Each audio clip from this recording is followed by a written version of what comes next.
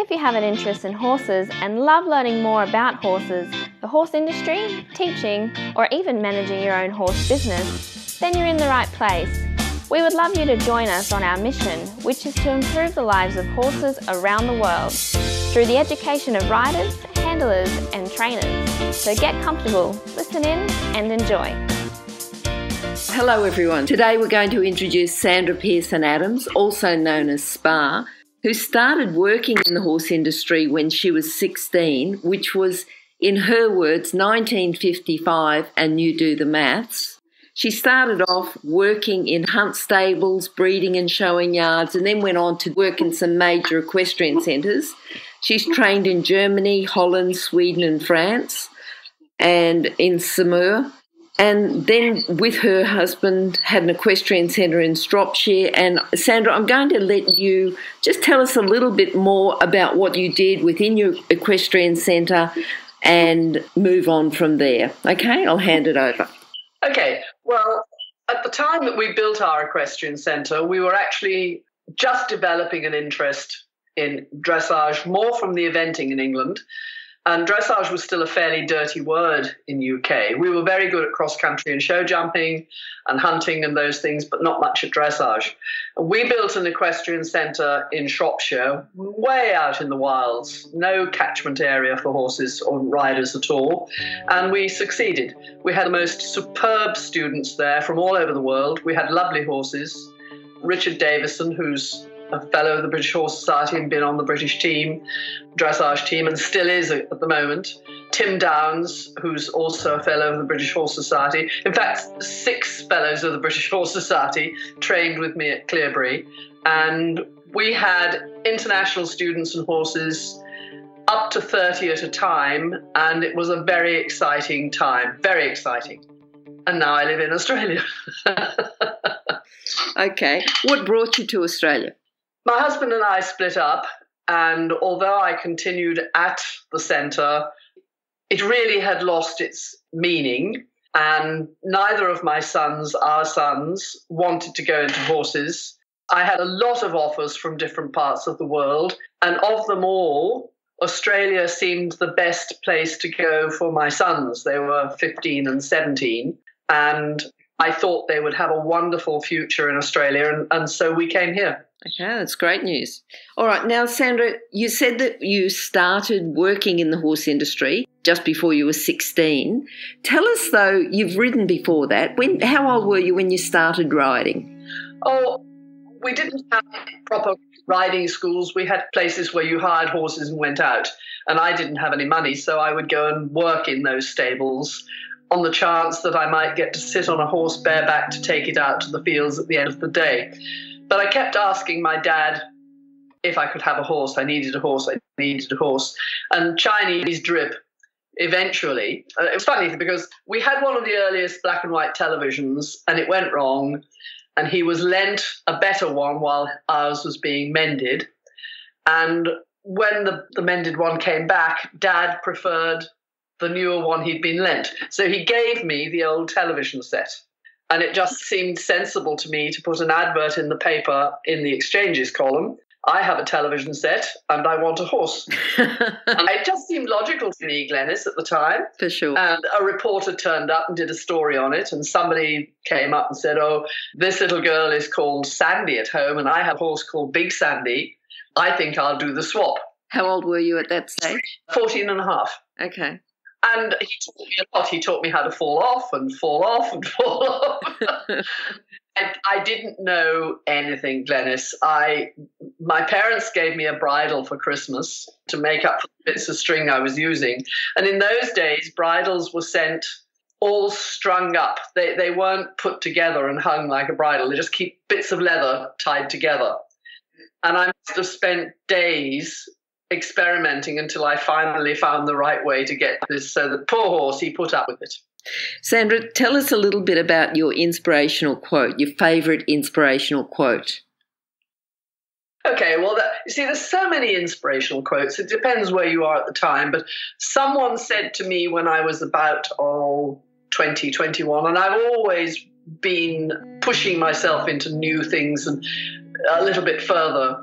And they said, you've just got to learn to hurry slowly. And I know what they mean now, but it's taken me a long time to understand that. So when you say, when you say you know what they mean, I want you to give me an example with a horse or with a person or something that's happened earlier on that you can tell the horse world so that they then can get a better understanding of the quote, hurry slowly. Well, it is particularly relevant at the moment because we're living in an instant age where no one really has to commit that much time to anything because you can Google it or you can download an app. And there are a lot of coaches around the world encouraging, to some extent, the quick fix with the horses because it's what people are buying. And there is no such thing. If you look at pianists and serious dancers, serious sports people of any interest, there is a lot of foundation repeat training that has to go on. Now, in our world, we also have an animal that needs a foundation of training. And so for me, it's important that we get the message out to people, learn the techniques, learn the skills, study the theory, develop your position and your confidence, then transfer that to an untrained horse. But you shouldn't be trying to teach yourself and a young horse all in a hurry and going out and competing on it. So hurry slowly. All right, so learning the foundations on a horse who's already been there, done that, and then transferring your skills then back to another young horse as well. Yes, but also recognise that just because the horse has been there, done that, doesn't make him a schoolmaster. Mm-hmm. You still need very good teaching. We're into training coaches a lot in this country, but not teachers. Okay. And ideally, you have to have good practice on horses that will put up with that, being given feedback by teachers who understand where we're wanting to go. All right, Sandra, your area of expertise. I know it's changed a lot since you've first started within the horse industry, but what would you say your main area of expertise is now? The detail has changed, Glenys, but the principle has never changed. It's the serious foundation and ongoing training of the horse and of the rider. Eventually they come together, but they are separate entities to start with. You said that's always been the case from when you first got your first horse, or what gave you that foundation? What was it? Well, I think instinct has always been there, but it never really gelled. My first job in hunt stables, which was for 2 seasons, I didn't even know that there was a different diagonal in trot. I didn't know there was a different lead in canter. All I knew was getting horses fit and galloping cross country. Sure. And so when I started with Akhal-Teke, with Yoshi, learning the high school riding on Lipizzaner stallions, it was a complete, absolute shock to my system. And from that day on, I've been completely involved in watching football, understanding mechanics, understanding the physique, understanding the psychology of the horse, and I'm always learning. I find it so interesting and completely relevant to the training. Okay, and how old were you then? 19. So that was pretty much a standout time for you to learn all of that and just be introduced to, I suppose, a change of thought patterns. Oh, crazy. And if I look at the history now of myself, I think, well, that's mad. Because from 2 seasons of hunt work, where literally, I mean, it was very, very good with regard to fitting and caring for horses, looking after them immaculately, but not knowing the mechanics of it at all. And I joined Yoshi in the September, and that was the first exposure I had to riding the Lipizzaner stallions. And by December the 25th of the same year, I was performing in front of 20,000 people in Berlin. Wow. On a Lipizzaner stallion being ridden with 2 other people. So we were doing a pas de trois. And that had been a very, very, very concentrated learning period with quite a few traumas, physical and mental, and being coached in 2 languages that I didn't speak by a man who used his whip on the me rather than the horse to get the message through. So hurry slowly thing has meant quite a lot to me since then. Sandra, since you've come to Australia, the safety standards around horses, awareness, respect for the horse has increased tremendously.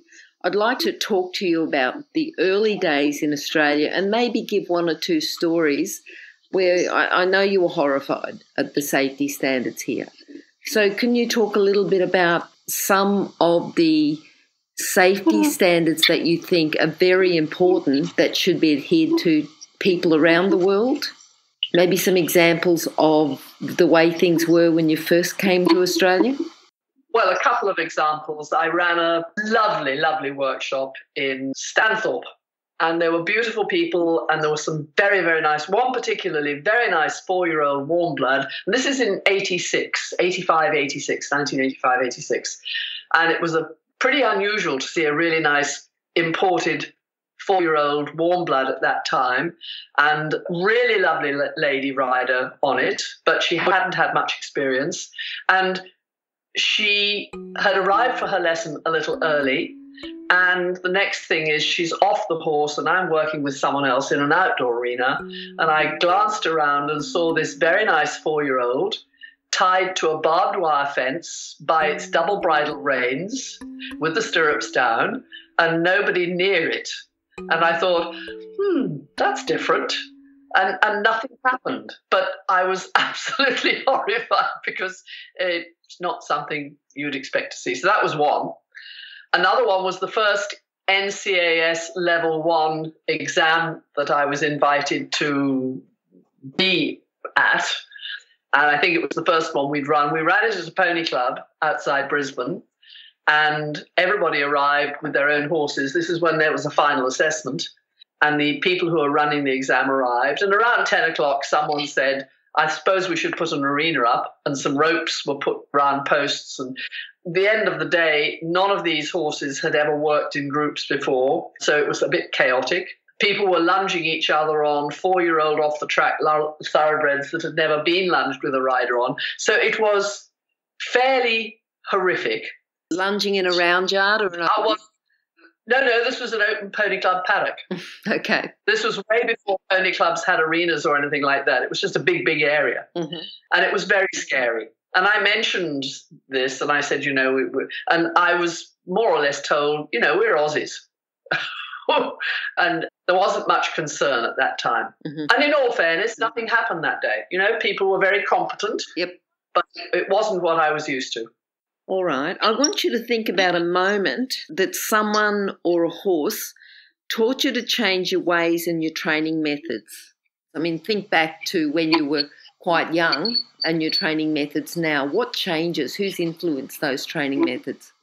Everyone I teach, I get something from. Every lesson I give, I feel I've gained something as well. Every horse I ride has given me something. And there have been no real light bulb moments particularly. I have to say that for someone like me that always possibly arrogant, certainly appeared confident, felt that I could ride pretty well anything, horses like my Akhal-Teke stallion, and any Arab I've worked with, they have taught me an enormous amount because you can't bully them, you can't push them, you have to learn to negotiate, and you have to ride with your brain before your brawn. And they have been a huge influence. I have always said to students, if I say something that upsets you or worries you or ask you to do something, please tell me. Very rarely do they. But when students have and they've said, Spar, shut up for a minute, that's been very healthy for me too, and I have. I don't believe that I've had one moment, but I do think that every single lesson, every single horse, like today, I've ridden 2 horses and I came in and watched the video of me riding the one and I thought, yep, that's what I need to do now. So, yeah, I'm nearly 80 and I'm still learning and it's still exciting. That's great. Wonderful. All right. I want you to think about the proudest moment in your coaching. What's been the proudest moment that you've had? I mean, you've had quite a few of your riders become fellows of the British Horse Society. Is there some moment there? Is it that the moment, or is there another one that stands out about your proudest moment? It's very hard, isn't it? This is silly because, there have been some marvellous moments. But we had a little lad at Clearbury who came with his pony, and he obviously was the youngest in his family and had got all the old clothes that were falling off him because he was tiny and they were bigger. Mm-hmm. And he had a lisp. His name was Peter Wright. And he said, "My name's Peter White, my pony's called Warrior, and I can't sound my R's, so what?" And at the end of the week with us, and we pushed him a bit, mm-hmm. He came up to me and he said, "I have never learned so much anywhere. And I don't care anymore that I can't say my R's, so I'm not going to worry anymore."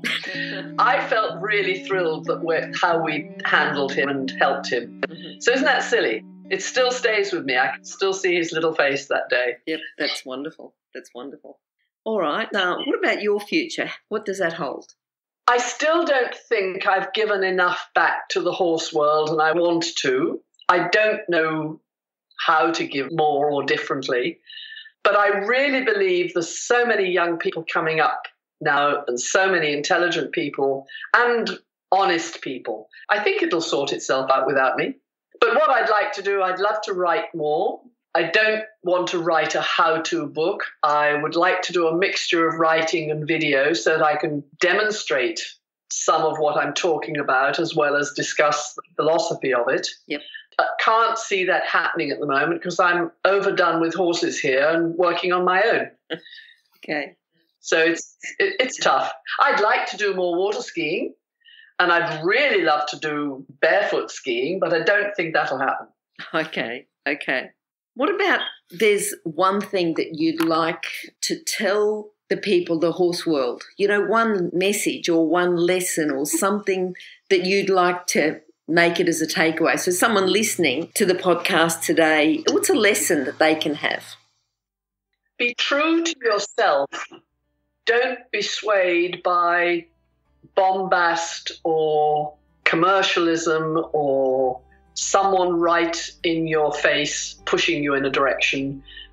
And be very comfortable at saying, "I need to stop and consider. I'm not going to be pushed into a decision right this minute." So that's one side of it. Mm-hmm. And the other side of it is when you really know yourself and you have your deep beliefs, yep. Then be prepared to respond instinctively and immediately. Mm-hmm. And those appear to be totally in contradiction. So where do you go from there? I don't know. But be absolutely true to yourself and don't be swayed by stronger people. Be prepared to expand and look at your own beliefs and challenge them and rethink what you believe, but make it what you believe and prove it to yourself. Keep an open mind, so don't be tunnel visioned, but play devil's advocate with yourself. Okay. Now, earlier on, you were talking about a book. I didn't ask you about a book that you would recommend for people to read. That's very hard because everybody's at a different point of their lives and their training. Mm-hmm. And what means something to one doesn't to another. Jeffrey Hatton, who was a colleague and friend of mine many years ago, said, "You cannot learn from a book. The best value you get from a book is when, as you are reading it, you could have written it or you would not have written it." However, I think that anyone who has a serious commitment, and we're talking about the masters here, who may not have known the physiological mechanics of the horse as well as we do now, but they certainly knew the training plans. I think they're very good to read. I think that the German guy who wrote Tug of War, what's his name? That's worth reading. Okay. I think Charles Cottas, who was senior rider of the Spanish school. All of his videos and his writings are excellent. But every time you read anything, read it with an open mind and then debate it with yourself. And even if you come up thinking, I don't believe any of it or I don't agree with it, you have again played devil's advocate and you've reconsidered your own beliefs. And I think you need to do that all through your life with everything, not just horses. Okay. All right. Now, what about if people need to contact you? So if they've got any questions, can they do it through the podcast, through the notes at the bottom of the podcast, or would you like them to contact you directly? I don't mind which it is, as long as you guide me at the podcast. But email, I always respond to. Telephone, it's difficult because I'm sometimes attached to a horse and I don't have my mobile on. Okay, so if you could say your email address, that would be wonderful. Sandra, Sandra, pronounced Sandra over here. Sandra at Pearson-Adams, PearsonAdams.com. So it's without the hyphen. All right, thank you very much. And if they have a lot of Q&A that they send to us, can we get you back for another podcast episode? Absolutely. Okay, we'll talk to you soon then. Remember that our comments and instructions are general in nature and do not take into consideration your individual horses or your individual ability and circumstances. If you enjoyed this podcast, then please leave your comment below.